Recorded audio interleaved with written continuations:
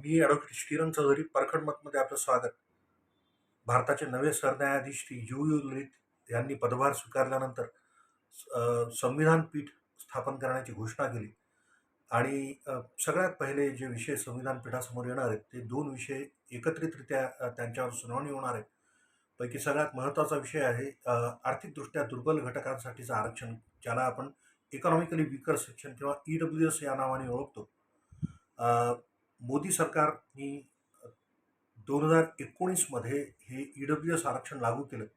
हे EWS आरक्षण जे आहे, याची व्याप्ती आणि मर्यादा अशी, की ज्या वर्गांना इतर कुठलं सामाजिक आरक्षण नाही, म्हणजे जातीनिहाय आरक्षण ज्या वर्गांना मिळत नाही, केवळ तेच वर्ग EWS आरक्षणाला पात्र आहेत. ढोबळमानाने आत्ता जो अनारक्षित वर्ग आहे, त्या अनारक्षित वर्गातील आर्थिकदृष्ट्या दुर्बल घटक हे या आरक्षणाला पात्र आहेत आणि या आरक्षणाची तरतूद 103व्या घटनादुरुस्तीनुसार करण्यात आली. ही 103वी घटनादुरुस्ती अनुच्छेद 6 आणि अनुच्छेद 16(6) या नव्या तरतुदींचा समावेश संविधानामध्ये करून करण्यात आली. अनुच्छेद 15(6) मध्ये तरतूद आहे की शैक्षणिक बाबतीत अ, आर्थिकदृष्ट्या दुर्बल घटकाच्या वर्गांना आरक्षण देऊ करण्याची मुभा राज्य सरकारांना आहे. हे एक एनेबलिंग प्रोव्हिजन आहे.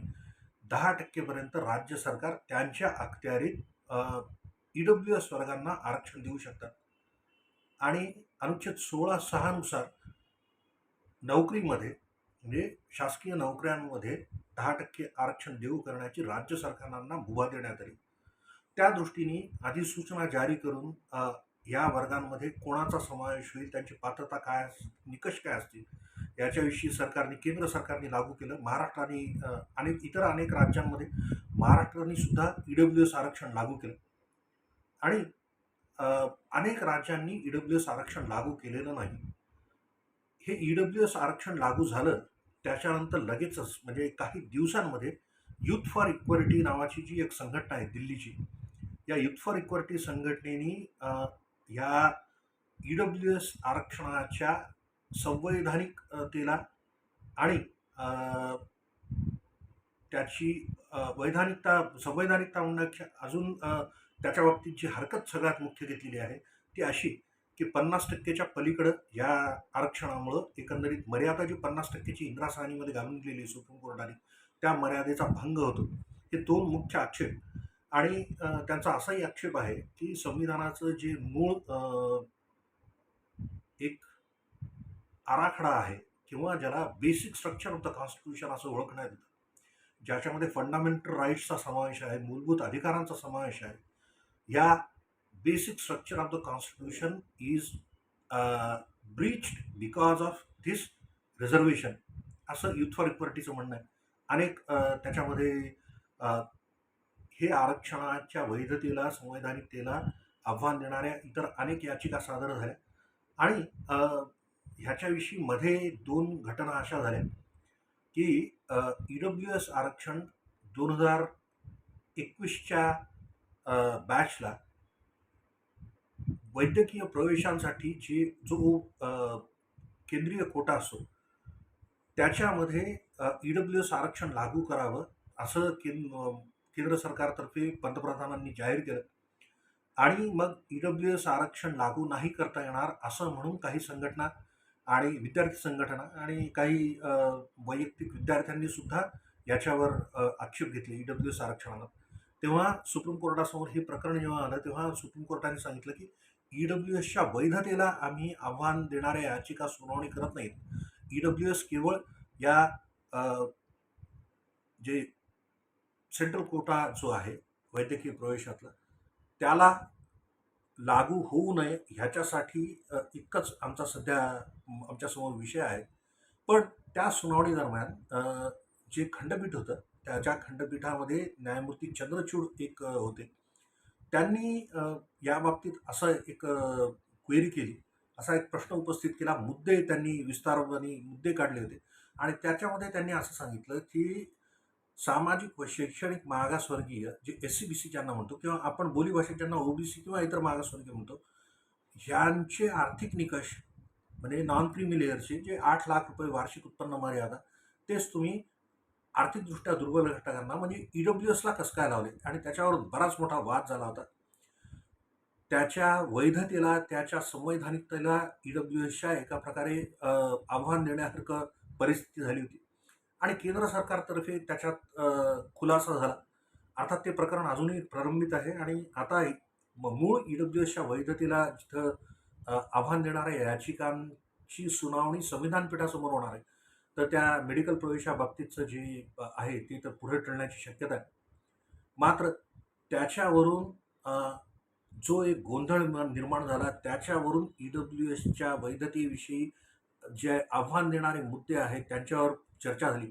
तरी पण व्यापक जनसमुदायाला हे प्रकरण काय आहे आणि ईडब्ल्यूएस आरक्षणाच्या वैधतेला का आव्हान देण्यात आलंय आणि केंद्र सरकारने जी भूमिका घेतली आहे ईडब्ल्यूएसच्या बाबतीत त्याच्याविषयी माहिती व्हावी, ह्याच्यासाठी हा व्हिडिओ करतोय. थोडंसं याच्याविषयी पार्श्वभूमी समजून घेणं आवश्यक आहे, की जेव्हा संविधान आपलं कार्यरत झालं किंवा संविधान आपण स्वीकारलं, तेव्हा संविधानामध्ये जी आरक्षणाची तरतूद होती ती केवळ राजकीय आरक्षणाची तरतूद होती आणि नोकरीमध्ये आरक्षण हे मूलभूत अधिकारांचं जे 3 जे अनुच्छेद आहेत म्हणजे 14, 15, 16 याच्यामध्ये अ, अनुच्छेद 16चं 4थं कलम होतं, की जे काय या अनुच्छेदामध्ये किंवा ह्याच्या आधीच्या भागांमध्ये लिहिलेलं आहे संविधानामध्ये, त्या त्याच्या विपरीत सरकारला जर तशी सोय करायची आहे, तर मागासवर्गीयांसाठी सरकार शासकीय सेवांमध्ये आरक्षणाची तरतूद देऊ शकतं. ही मुभा केंद्र आणि राज्य सरकारांना संविधानाने दिली. तर एक असं त्याच्यापुढं झालं, न्यायिक त्याच्यापुढं चर्चा होऊन असं एक न्यायनिर्णय असे आले, की हा अनुच्छेद 16(1) मध्ये जी नोकरीतील संधीची समानता आहे, त्याला अपवाद नाही आहे हा. त्याचाच एक पैलू आहे. म्हणजे नोकरीतल्या समानतेच्या जी हमी आहे, त्या हमीचा एक पैलू म्हणून जे मागासवर्गीय आहेत, त्यांना आरक्षणाची तरतूद करण्यात आली होती आणि मग त्याच्यावर बरेच मतप्रवाह आले गेले. इंदिरा साहनीच्या प्रकरणामध्ये म्हणजे जेव्हा मंडल आयोगाने असा एक शासन निर्णय मंडल आयोगाच्या शिफारसी स्वीकारून जेव्हा शासनाने निर्णय घेतला, की अ, अन अनुसूचित जाती, अनुसूचित जमाती सोडून इतर वर्गांनाही आरक्षण लागू करता यावं किंवा लागू करावं सरकारने. त्यातून या मंडलोत्तर जे आरक्षण आले, म्हणजे ओबीसी आरक्षण म्हणून ज्यांना ओळखतो, त्याचा उद्भव झाला. गोष्ट समजून घेण्याची अशी आहे, की संविधान जेव्हा स्वीकारण्यात आलं, तेव्हा आरक्षण केवळ अनुसूचित जाती आणि अनुसूचित जमातींना होतं. राज्य सरकारांनी अ, इतर मागासवर्गीयांना आरक्षण द्यावं की नाही, ह्याच्याविषयीची तरतूद करण्यासाठी अभ्यास करावा, अशी संविधानातच तरतूद होती. अनुच्छेद 340 मध्ये त्यानुसार एक राष्ट्रीय मागासवर्गीय आयोग नेमण्यात आला. ज्याला काकासाहेब कालेलकर कमिशन म्हणतात आणि ह्या काकासाहेब कालेलकर कमिशननी कुठलीही शिफारसी न देता त्यांचा अहवाल जो मांडण्यात आला, त्या अहवालामध्ये एकवाक्यता नव्हती. म्हणून केंद्र सरकारने तो अहवाल स्वीकारला नाही, त्याच्यावर अंमल केला नाही आणि पहिल्या राष्ट्रीय मागासवर्गीय आयोगाच्या अहवालानंतरही जवळपास पुढं 30 वर्ष इतर मागासवर्गीयांना आरक्षण देऊ करण्यात आलं नव्हतं. तर मूळ जो आक्षेप आहे ईडब्ल्यूएस आरक्षणाविषयीचा, तो समजून घेणं याच्यासाठी महत्त्वाचं आहे, की जेव्हा मंडल आयोगाच्या शिफारसींचा अंमल व्हावा असं शासन निर्णय झाला, त्याच्यामध्ये दुरुस्ती करणारा एक शासन निर्णय लगेचच पी.व्ही. नरसिंहराव सरकारने 1991 मध्ये जारी केला होता. त्या शासन निर्णयानुसार ईडब्ल्यूएस म्हणजे आर्थिकदृष्ट्या दुर्बल घटकांना अशाच प्रकारचं 10% पर्यंतचं आरक्षण लागू करावं, अशी सुद्धा योजना करण्यात आली होती. पण या योजनेच्या वैधतेला आव्हान देण्यात आल्यानंतर इंदिरा साहनी खटल्याचाच एक भाग म्हणून ईडब्ल्यूएस आरक्षण रद्द करण्यात आलं, कारण त्याला तेव्हा संवैधानिक मान्यता नव्हती. म्हणजे संविधानात मान्यता कुठल्या वर्गांना होती? अनुसूचित जाती, अनुसूचित जमाती आणि मंडल आयोगाच्या शिफारसीनुसार इतर मागासवर्गीय यांना सोडून इतर कुठल्या वर्गाला आरक्षण देता येईल किंवा सामाजिक आणि शैक्षणिक मागासलेपणाच्या शिवाय इतर निकषांनुसार आरक्षण देता येईल हे संविधानात तेव्हा अ, अंतर्भूत नव्हतं. तो अडसर जो होता संवैधानिक अडसर, तो संवैधानिक अडसर 103व्या घटना दुरुस्तीनंतर अनुच्छेद 15.6 आणि अनुच्छेद 16.6चा अंतर्भाव संविधानात करून केंद्र सरकारने काढून टाकला. राहता आलेला मुख्य प्रश्न 50% मर्यादा भंगाचा. 50% मर्यादा ही एक बेसिक स्ट्रक्चर ऑफ कॉन्स्टिट्यूशनची हमी आहे, असं याचिकाकर्त्यांचं म्हणणं आहे. त्याच्याविषयी सरकारतर्फे किंवा ईडब्ल्यूएसचे जे पाठराखीण करणारे ज्या संस्था आहेत, त्यांचं असं म्हणणं आहे की 50%ची जी मर्यादा आहे, ती 50%ची मर्यादा इंदिरा साहनीमध्ये जेव्हा घालून देण्यात आली होती, तेव्हा इंदिरा साहनीच्या न्यायनिर्णयातच हे अंतर्भूत आहे की ती 50%ची मर्यादा केवळ सामाजिक आरक्षणासाठी आहे, केवळ जातनिहाय आरक्षणासाठी आहे. इतर कुठल्या आरक्षणासाठी 50%ची मर्यादा नाही आहे ती. आणि एक युक्तिवाद, जर मला त्याच्या बाबतीत काय वाटतंय हे जर सांगणं, तर ओपन कॅटेगरीला किंवा खुल्या प्रवर्गाला कुठल्याही प्रकारे यामुळे हानी पोचत नाही, क्षती पोचत नाही. कारण ईडब्ल्यूएस खुल्या वर्गाचाच एक सबसेट आहे, खुल्या वर्गाचाच एक संच आहे. खुल्या वर्गातले जे आर्थिकदृष्ट्या दुर्बल घटक आहेत त्यांच्यासाठीच हे केवळ राखीव आहे. ह्याच्यामध्ये केवळ अनारक्षित वर्गातल्या 50%ना संधी मिळू शकते. आणि त्याच्यावरून आता सुप्रीम कोर्टासमोर जे घटनापीठासमोर सुनावणी होणार आहे, त्याच्याविषयी त्याच्यातले मुद्दे काय असावेत असं जेव्हा कोर्टाने क्वेरी केली, तेव्हा अटर्नी जनरल ऑफ इंडियाने जे 3 मुद्दे कोर्टासमोर सांगितले ते असे आहेत की हे जे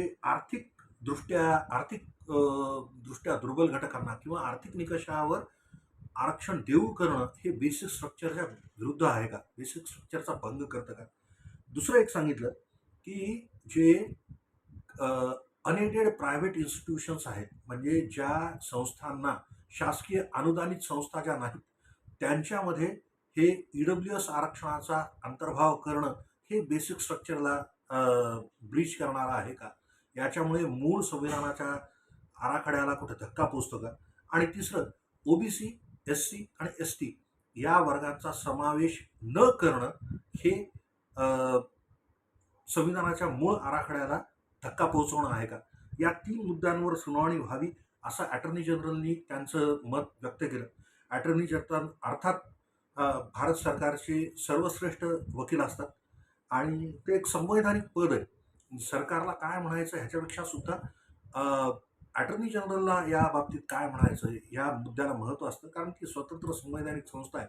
त्यांनी हे फॉर्म्युलेट करून दिलेले जे 3 मुद्दे मी आपल्याला सांगितले.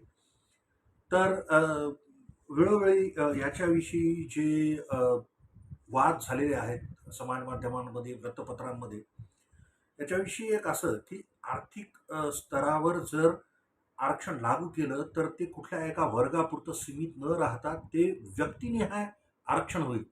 म्हणजे एखाद्या व्यक्तीला त्याच्या जात, पात, धर्म, लिंग किंवा इतर कुठलाही भेदभाव न करता केवळ त्याच्या वैयक्तिक पात्रतेवर किंवा अपात्रतेवर आरक्षणाचा लाभ मिळावा की नाही हे ठरतंय.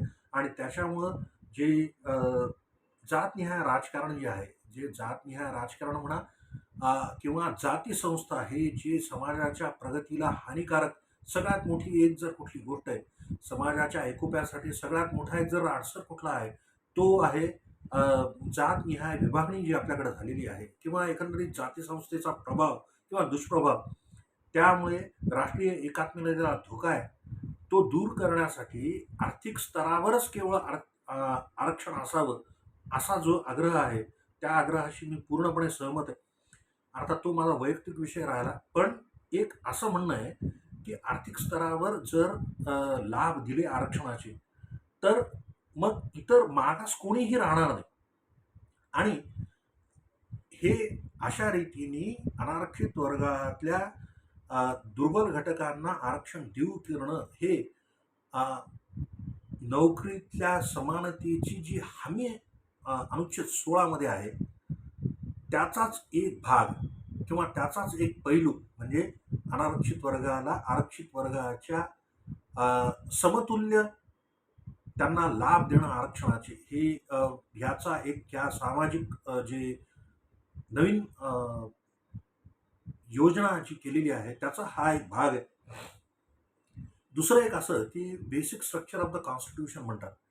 तर मूळ जो आराखडा आहे, या आराखड्यामध्ये जेव्हा विचार करतात तेव्हा अनुच्छेद 31 मध्ये असं लिहिलेलं आहे की अशा कायद्यांच्या वैधतेला सुप्रीम कोर्ट आव्हान देणाऱ्या याचिका सुप्रीम कोर्ट ऐकू शकत नाही, ज्याच्यामध्ये अ, जे directive principles of state policy आहे किंवा मार्गदर्शक तत्वे जे काही अनुच्छेदामध्ये अ, संविधानाचंच आहेत आणि अनुच्छेद 46 नुसार मागासवर्गीयांच्या उत्थानासाठी करायच्या कार्यक्रमांमध्ये हा एक कार्यक्रम योजलेला आहे, असं 103व्या घटना दुरुस्तीच्या उद्देशांमध्ये आहे. आणि म्हणून हे आरक्षण लागू करणं अनुच्छेद 15, अनुच्छेद 16 आणि संविधानाच्या प्रस्ताविकेमध्ये लिहिलेली जी समानतेच्या संधीची हमी आहे, त्याची पूर्तता करणारं हे आरक्षण आहे. म्हणून हे आरक्षण टिकावं असं केंद्र सरकारची भूमिका असणार आहे.